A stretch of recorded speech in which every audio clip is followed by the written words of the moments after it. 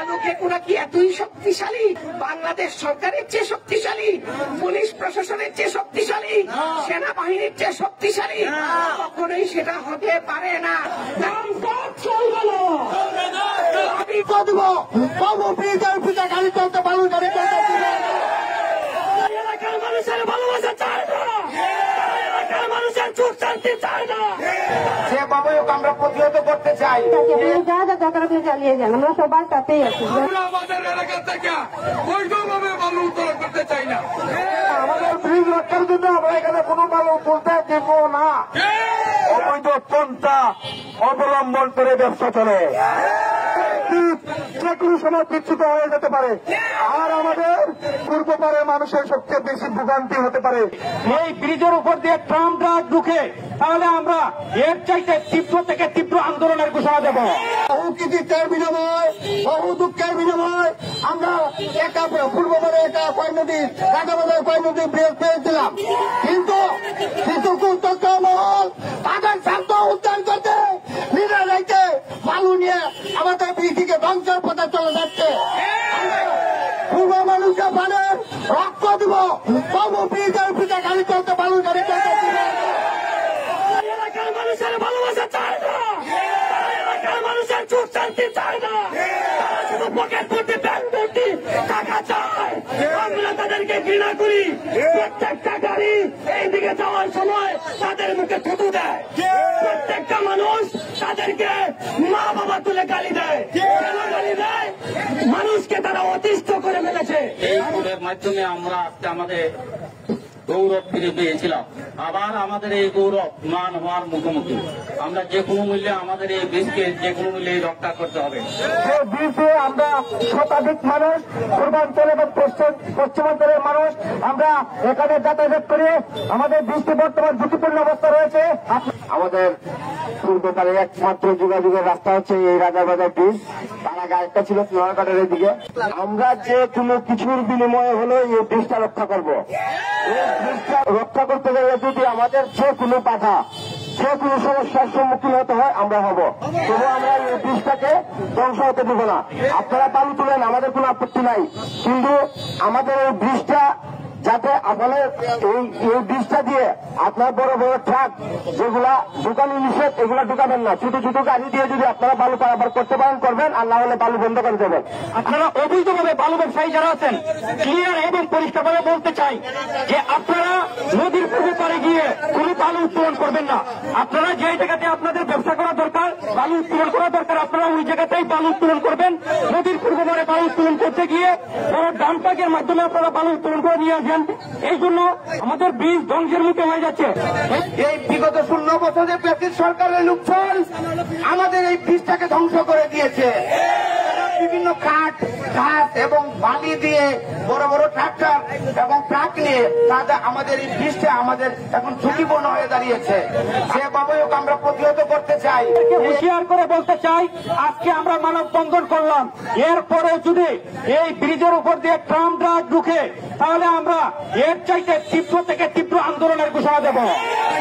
আমি রেমা চা বাগান থেকে এসেছি। আমি একটু শ্রমিক সন্তানা, কন্যা। আমি আর কি বলবো আপনাদের, আমরা রেমা চা বাগানবাসী আপনাদের সবার সাথেই আছি। আপনারা যা যা দরকার আপনি চালিয়ে যান, আমরা সবার সাথেই আছি। ধন্যবাদ সবাই। আমরা আমাদের এলাকা থেকে বৈধভাবে বালু উত্তোলন করতে চাই না। আমরা চাই না বৈধভাবে উত্তোলন করে আসমপাড়া থেকে চুনারঘাটের রাস্তা এইভাবে বেহাল দশা হোক। আমাদের একটি স্কুলের ছেলে সন্তানরা রাজাবাজার স্কুলে যাইতে পারে না এই বালুর কারণে। সরকার যদি হয় তাহলে ব্রিটিশ সরকারের যেভাবে বিতাড়িত করছিল, এইভাবে আমাদের এই বালু উত্তোলন যারা করে আমাদের বিধ্বস্ত করতে হবে, এদেরকে আমরা বিতাড়িত করতে চাই। আপনারা কি সবাই রাজি আছে? এই জন্য আমাদের ঐক্যবদ্ধ হতে হবে।